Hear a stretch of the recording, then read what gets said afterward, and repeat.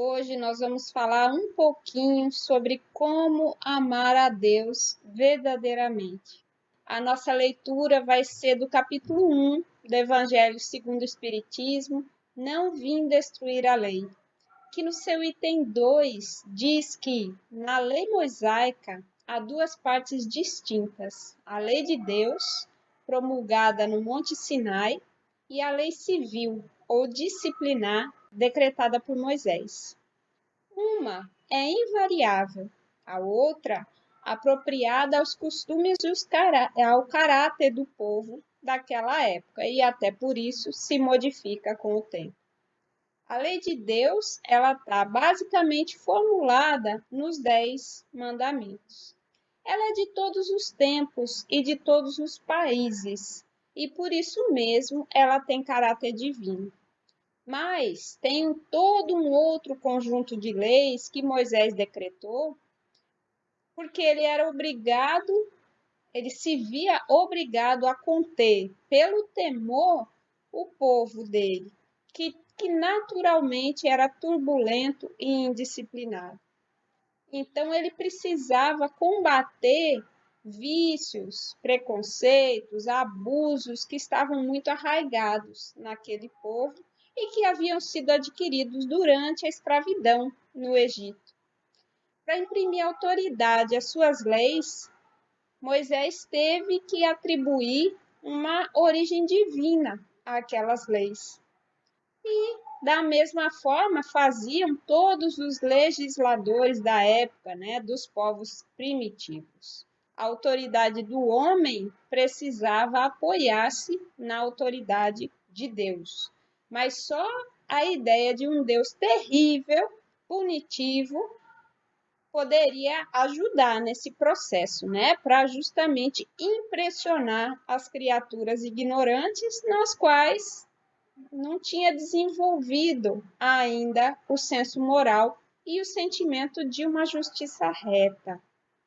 E é evidente que aquele que incluía nos seus mandamentos coisas do tipo: não matareis, não causareis dano ao vosso próximo, não poderia se contradizer fazendo da exterminação um dever.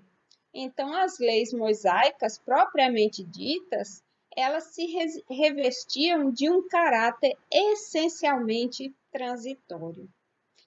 É claro que, diante dessa situação, era difícil cumprir as leis de Deus, porque as leis mosaicas muitas vezes permitiam, sim, a punição, o extermínio e até a morte em algumas situações. Então, nesse sentido, Jesus, ele não veio destruir a lei de Deus.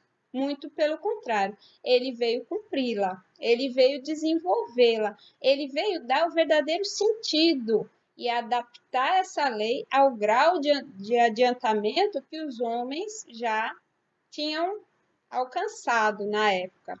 E por isso, essa lei contém o princípio dos deveres para com Deus e para com o próximo, que são a base do cristianismo. E as leis de Moisés propriamente dita, aí sim ele vai modificar, quer na substância, quer na forma. Ele vai combater, como Jesus combateu constantemente o abuso das práticas exteriores, das falsas interpretações, e reduziu essas leis de Moisés, os 10 mandamentos de Moisés, a uma única prescrição: amar a Deus acima de todas as coisas e ao próximo como a nós mesmos. E acrescentando aí que nessa lei estariam toda a lei e os profetas. E por fim, dizendo que o céu e a terra não passarão sem que tudo esteja cumprido até o último iota. O que significa isso? Que nós permaneceremos em processo de aprimoramento através de múltiplas reencarnações até que essa lei seja cumprida com todas as ampliações e consequências delas.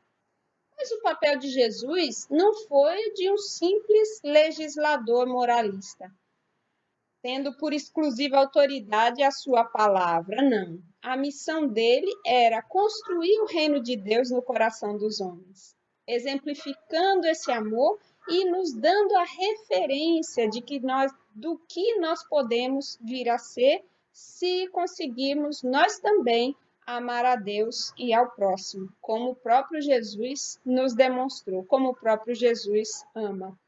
E aí mora a nossa primeira dificuldade, meus amigos, porque para amar a Deus, nós precisamos ter pelo menos uma noção do que é Deus. Nós precisamos ter uma motivação para isso, porque como é que nós vamos amar alguma coisa que nós não conhecemos? E tem momentos em que a gente tem dificuldade até para amar integralmente uma pessoa próxima de nós, um pai, uma mãe, um filho.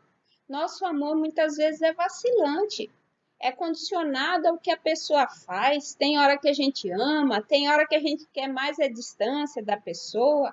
Mas então, diante dessa nossa incapacidade de amar alguém com quem a gente se relaciona e a gente conhece, como amar verdadeiramente a Deus. E na questão 1 do Livro dos Espíritos, Kardec vai em busca, então, de saber o que é Deus. Essa é a primeira pergunta.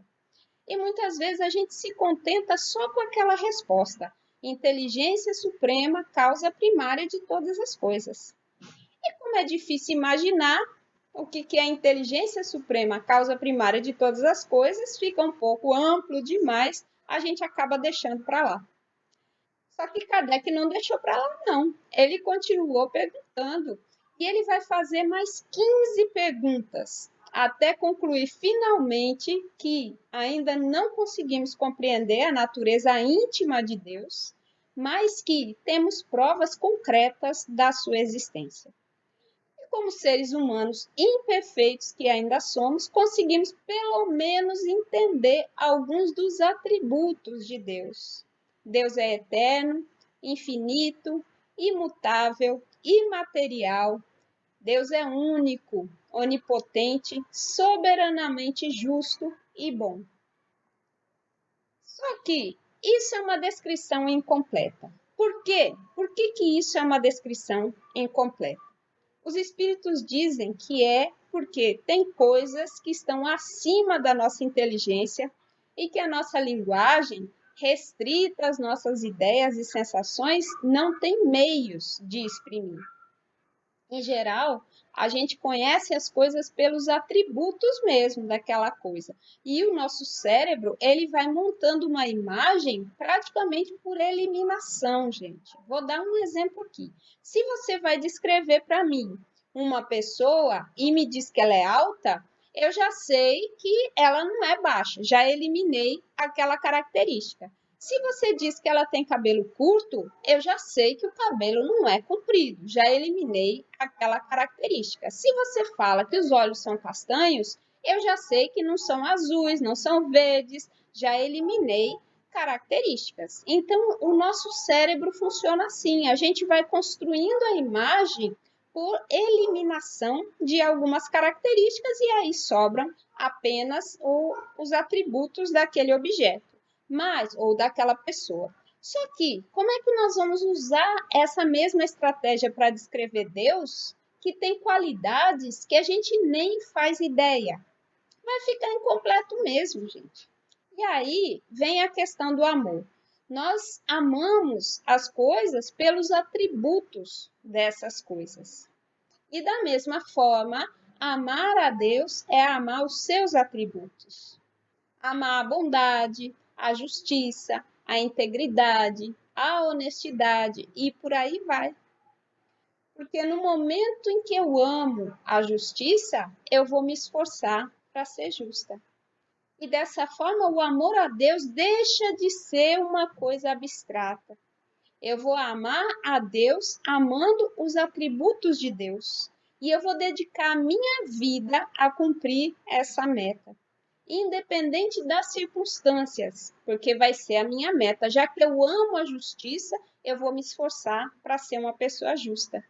Já que eu amo a compaixão, eu vou me esforçar para ser uma pessoa compassiva e por aí vai.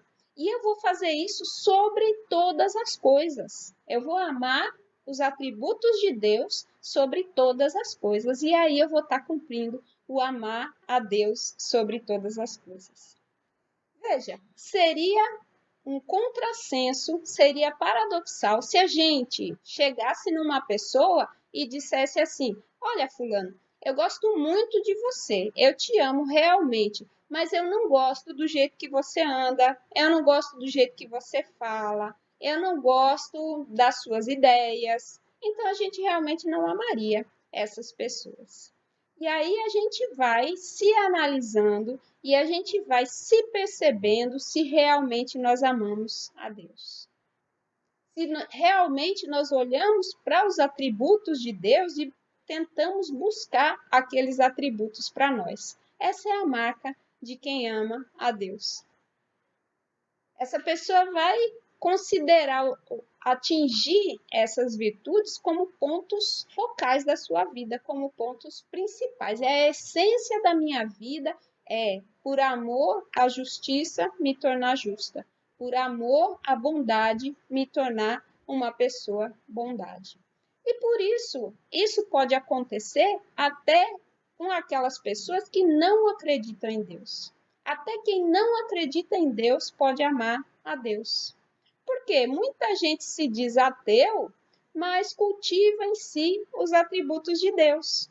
Então não importa o nome pode ser Deus, Jeová, Alá, ou a pessoa pode simplesmente chamar isso de ética. Deus é um só. A palavra para definir Deus são os homens que inventam, então não importa. A espiritualidade diz várias vezes para Kardec que as palavras pouco importam. Algumas civilizações têm a tradição de temer a Deus, mas a gente vê que isso não faz sentido. Essa é uma tradição que vem lá realmente das leis mosaicas, aquelas que o Cristo modificou, mas que nós ainda trazemos um pouquinho dentro de nós. Até por conta da gente ter vivenciado, né, momentos em que essas leis prevaleciam, possivelmente em outras encarnações. E até por isso, muitas vezes, nós achamos que as lições da vida podem ser castigo de Deus. E às vezes achamos também que nós podemos barganhar com Deus. Fazer uma promessazinha, fazer uma prece, se comprometendo a doar aquela cesta básica, se a gente alcançar algum benefício material, seja emprego, seja saúde, seja riqueza. Mas nesse sentido, existe uma prece que não importa de que religião veio, porque Deus é um só, mas essa prece diz o seguinte: veja só, Senhor meu Deus, se eu te busco por medo do teu inferno, queima-me no teu inferno. Se eu te busco por desejo do teu céu, expulsa-me do teu céu. Mas se eu te busco apenas pelo que és, recebe-me no seio da tua glória. E essa oração, ela traz para a gente uma postura acima das dualidades de interesse. Eu não quero que você me puna ou que você me dê alguma coisa. Eu te amo pelo que és. Pelo que és e que vibra dentro de mim. A justiça, a fraternidade vibram dentro de mim. Esse é o amar a Deus. Se não, fora disso, qualquer coisa é uma tentativa de negociar com Deus. Nós vamos fazer caridade por uma questão de investimento, como se fosse um plano de previdência após vida, para ganhar bônus hora, para poder ir morar lá em nosso lar depois do desencarne. Mas não vamos estar estabelecendo uma boa relação com Deus através dos seus atributos.